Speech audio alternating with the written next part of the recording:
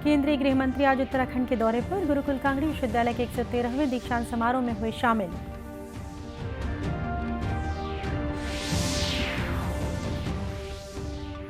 भारत की G20 अध्यक्षता के तहत G20 आपदा जोखिम न्यूनीकरण कार्य समूह की पहली बैठक गांधीनगर में शुरू।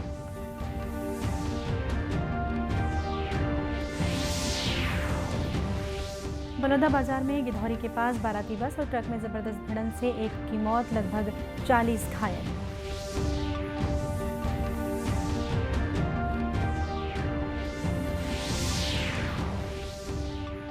और रामनवमी का पर्व आज देश भर में पारंपरिक श्रद्धा और उल्लास के साथ मनाया जा रहा है।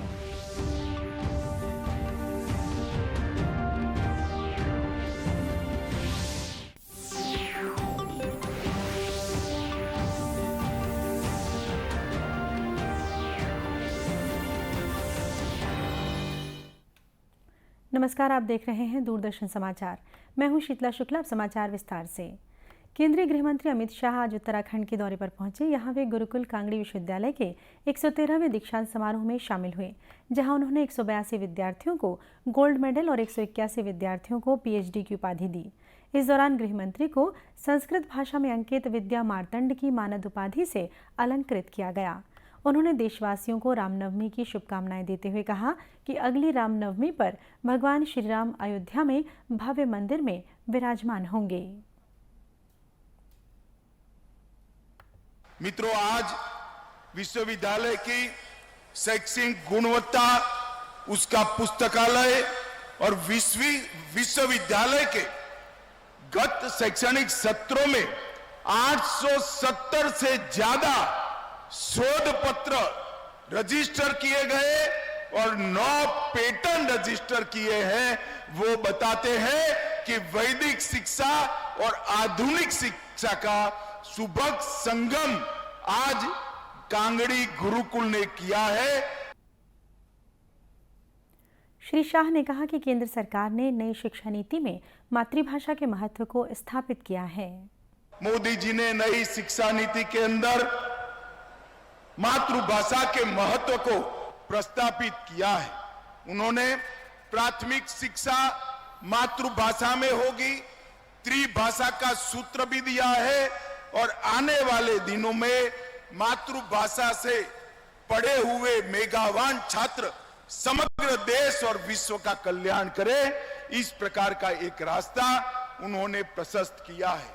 मातृभाषा के अंदर 10 राज्यों के 20 इंजीनियरिंग कॉलेजों में हिंदी, तमिल, कन्नड़, तेलुगु, मराठी और बांग्ला में इंजीनियरिंग की पढ़ाई लिखाई शुरू हो चुकी है। मध्य प्रदेश के अंदर मेडिकल साइंस का शिक्षा भी हिंदी भाषा में करने की शुरुआत हो चुकी है और अब ढेर सारी परीक्षाओं को भी आप मातृभाषा में दे सके, इस प्रकार की व्यवस्था नरेंद्र मोदी सरकार ने की है। जेईई की एग्जाम हो, नीट की एग्जाम हो या आप IAS IPS बनना चाहते हो, आपकी मातृभाषा में आप एग्जाम दे सकते हैं और आप इसके माध्यम से उत्तीर्ण होकर देश के विकास में आपका योगदान भी दे सकते हैं। अपने दौरे में श्री शाह ऋषिकुल बहुउद्देशीय कार्यक्रम पैक्स कंप्यूटराइजेशन का शुभारंभ भी कर रहे हैं। इसके बाद उनका पतंजलि योगपीठ के संन्यास दीक्षा महोत्सव में शामिल होने का कार्यक्रम है।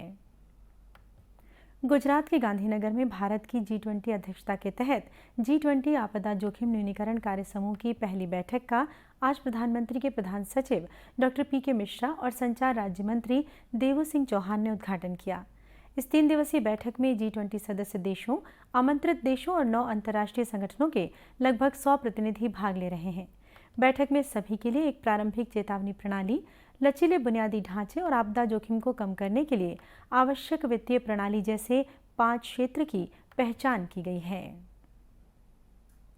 राज्यपाल विश्वभूषण हरिचंदन ने न्यायाधिपति रमेश सिन्हा को कल शाम राजभवन के दरबार हॉल में उच्च न्यायालय छत्तीसगढ़ के मुख्य न्यायाधीश पद की शपथ दिलाई। इसके पूर्व श्री सिन्हा इलाहाबाद उच्च न्यायालय में न्यायाधीश के पद पर कार्यरत थे। राज्यपाल ने मुख्य न्यायाधीश को राष्ट्रपति द्वारा जारी मूल वारंट की प्रति सौंपी। राज्यपाल और मुख्यमंत्री भूपेश बघेल ने मुख्य न्यायाधीश श्री सिन्हा को पुष्पगुच्छ भेंट कर शुभकामनाएं दी। गौरतलब है कि श्री सिन्हा छत्तीसगढ़ के 15वें मुख्य न्यायाधीश होंगे।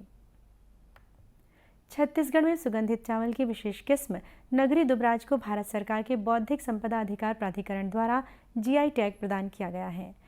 मुख्यमंत्री भूपेश बघेल और कृषि मंत्री रविंद्र चौबे ने इस बड़ी उपलब्धि के लिए प्रदेश के किसानों, नगरी के मां दुर्गा स्वयं सहायता समूह और इंदिरा गांधी कृषि विश्वविद्यालय के कृषि वैज्ञानिकों को बधाई और शुभकामनाएं दी हैं।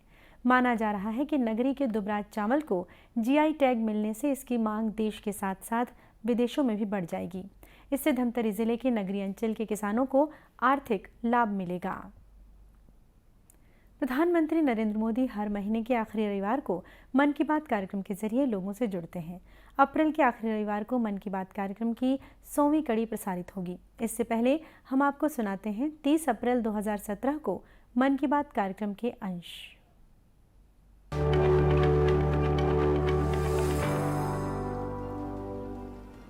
दोस्तों, जीवन में बहुत कुछ बनने के सपने अच्छी बात है, कुछ कर गुजरने के इरादे अच्छी बात है और करना भी चाहिए। लेकिन ये भी देखिए कि अपने भीतर जो ह्यूमन एलिमेंट है वो तो कहीं कुंठित नहीं हो रहा है। हम मानवीय गुणों से कहीं दूर तो नहीं चले जा रहे हैं।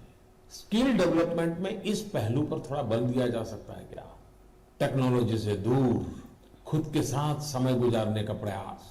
संगीत का कोई वाद्य सीख रहे हैं, कोई नई भाषा के 5-50 वाक्य सीख रहे हैं। तमिल हो, तेलुगु हो, असमिया हो, बांग्ला हो, मलयालम हो, गुजराती हो, मराठी हो, पंजाबी हो, कितनी विविधताओं से भरा हुआ देश है।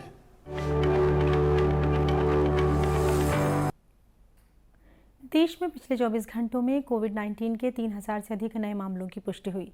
स्वास्थ्य मंत्रालय ने बताया कि इस अवधि के दौरान 1300 से अधिक लोग संक्रमण से स्वस्थ हुए हैं। मंत्रालय ने जानकारी दी है कि 13,000 से अधिक लोग उपचाराधीन हैं। स्वस्थ होने की दर 98.78% है। 24 घंटों के दौरान 15,700 से अधिक कोविड रोधी टीके लगाए गए। देश भर में अब तक 220 करोड़ 65 लाख से अधिक वैक्सीन की डोज दी जा चुकी है। इधर छत्तीसगढ़ में बीते 24 घंटे की स्थिति के अनुसार पॉजिटिविटी दर 0.93% है। वहीं प्रदेश भर में हुए 1,294 सैंपलों की जांच में 12 व्यक्ति संक्रमित पाए गए हैं। रामनवमी का पर्व आज देश भर में पारंपरिक श्रद्धा और उल्लास के साथ मनाया जा रहा है। भगवान राम का जन्म आज ही के दिन हुआ था। रामनवमी चैत्र मास के 9वें दिन मनाई जाती है। राष्ट्रपति द्रौपदी मुर्मू ने इस अवसर पर अपने संदेश में कहा कि भगवान राम की जयंती का ये पर्व निस्वार्थ सेवा का संदेश और लोगों को प्रेम, करुणा, मानवता तथा त्याग के मार्ग पर चलने की प्रेरणा देता है। प्रधानमंत्री नरेंद्र मोदी ने अपने बधाई संदेश में कहा कि मर्यादा पुरुषोत्तम भगवान राम का जीवन त्याग, तपस्या, संयम और दृढ़ संकल्प पर आधारित है और ये हर युग में मानवता के लिए प्रेरणा बना रहेगा। इधर छत्तीसगढ़ के राज्यपाल विश्वभूषण हरिचंदन और मुख्यमंत्री भूपेश बघेल ने भी रामनवमी के पावन अवसर पर प्रदेशवासियों को हार्दिक बधाई और शुभकामनाएं दी हैं। चैत्र नवरात्रि के आखिरी दिन छत्तीसगढ़ के अलग अलग हिस्सों के मंदिरों में आज भक्तों की भारी भीड़ देखी गई। प्रदेश भर में माता की भव्य आरती की गई और महापूजा पाठ किया गया। रायपुर के महामाया मंदिर और खल्लारी मंदिर से भक्तों ने जवारा और बाना लेकर यात्रा निकाली। महंत महेंद्र ठाकुर ने बताया कि महामाया मंदिर, शीतला मंदिर में भी ज्योत विसर्जन करने के बाद आज कन्या भोज का आयोजन भी किया गया।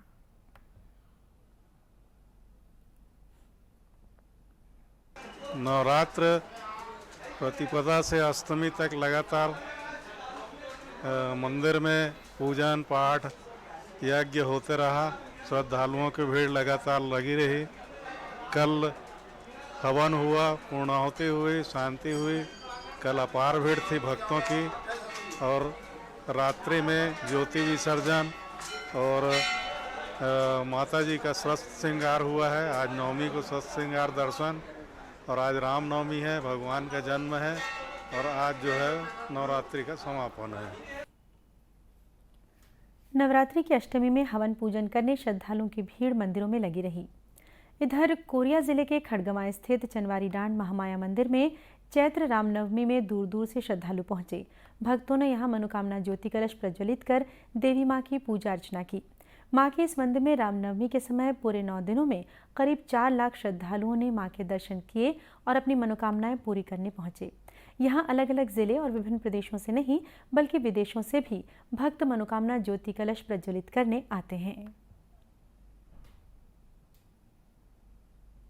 श्रद्धालु यहाँ से बनेनगढ़, बिजरी और इधर खड़गवां के रहते हैं, चिरमिरी के, बहुत दूर दूर से लोग यहाँ आते हैं। अंबिकापुर तक से भी लोग यहाँ आते हैं दर्शन करने के लिए। भाई डांड जो है कोरिया जिला और अभी नया बनेनगढ़ जिले में वैसे प्राचीन मंदिर है, काफ़ी वर्षों से हो गया है। यहाँ पे लोग अपनी मनोकामना ज्योति कलश जलाते हैं और उनकी मनोकामना पूर्ण होने के बाद में कलश और भी ज़्यादा वो जलवाते हैं। रामनवमी के अवसर पर प्रदेश के विभिन्न हिस्सों में श्रद्धालुओं ने पूरे उत्साह के साथ जुलूस निकाला। केंद्र सरकार द्वारा चलाई जा रही प्रधानमंत्री मुद्रा लोन योजना का लाभ छोटे व्यवसायी और युवा वर्गों को मिल रहा है। इस योजना में हितग्राहियों को किसी बैंक का चक्कर लगाने की आवश्यकता नहीं हुई, न ही किसी तरह का आवेदन करने के लिए कागजात की जरूरत हुई। बस कुछ ही घंटों में प्रधानमंत्री मुद्रा लोन का आवेदन ऑनलाइन मंजूर हो गया। जांजगीर चांपा जिले के हजारों हितग्राहियों के सपने प्रधानमंत्री मुद्रा लोन के माध्यम से साकार हो रहे हैं। हितग्राहियों का कहना है कि इस योजना से उन्हें स्वरोजगार में मदद मिली, वहीं आत्मनिर्भर बनने का मार्ग भी प्रशस्त हुआ। पीएम मुद्रा लोन के तहत मैंने अपना स्वयं का स्वरोजगार स्थापित किया हूँ, जिसमें पीएम मुद्रा लोन के तहत शिशु, युवा और तरुण योजना है, जिसमें से मैंने शिशु लोन का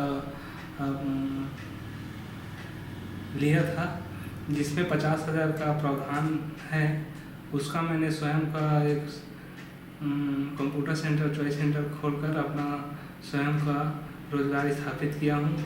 तो मैंने किशोर लोन के तहत 50,000 का लोन लिया, जिसमें मैं ये जर्नल स्टोर खोला हूँ, जिसमें बच्चे लोग का कॉपी, पुस्तक, पेन और महिलाएं श्रृंगार सामान ये सभी रखा हूँ, जिसमें मैं अच्छा से जीवन यापन करता हूँ।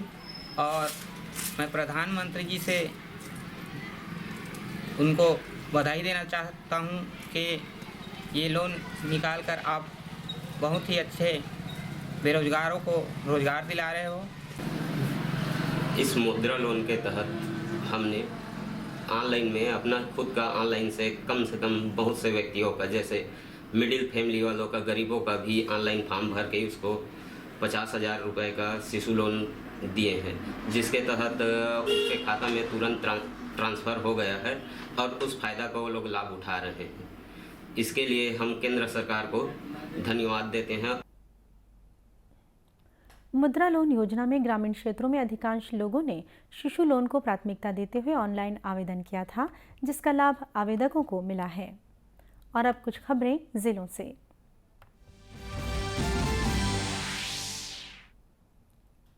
बलौदाबाजार जिले में गिधौरी के पास बाराती बस और ट्रक में जबरदस्त भिड़ंत से एक की मौत जबकि लगभग 40 लोग घायल हो गए। इनमें 20 की हालत गंभीर है, वहीं 8 से 10 लोगों को रायपुर रेफर किया गया है। हादसे में मृतक का नाम बसंत कुमार साहू बताया जा रहा है। गिधौरी थाना के टीआई हितेश जंघेल ने बताया कि बरपाली के पास रायगढ़ से रायपुर जा रही ट्रक की बस से भिड़ंत हो गई।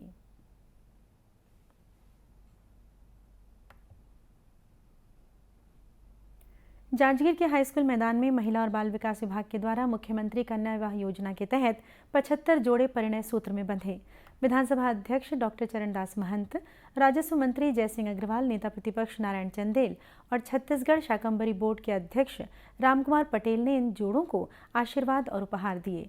इस मौके पर डॉक्टर चरणदास महंत ने कहा कि राज्य सरकार की योजना के तहत गरीब बेटियों की शादी कराई जा रही है। वहीं इस सामूहिक विवाह में एक दिव्यांग जोड़ा भी परिणय सूत्र में बंधा। और अब अंत में मुख्य समाचार एक बार फिर।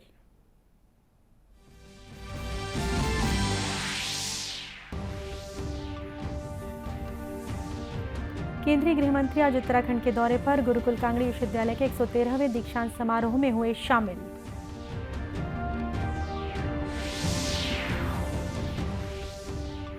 भारत की G20 अध्यक्षता के तहत G20 आपदा जोखिम न्यूनीकरण कार्य समूह की पहली बैठक गांधीनगर में शुरू।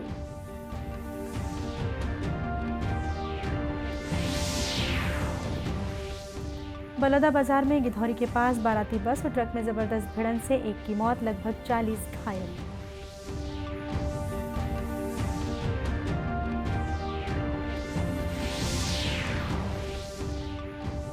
और रामनवमी का पर्व आज देश भर में पारंपरिक श्रद्धा और उल्लास के साथ मनाया जा रहा है। इसी के साथ ये समाचार बुलेटिन समाप्त हुआ। नमस्कार।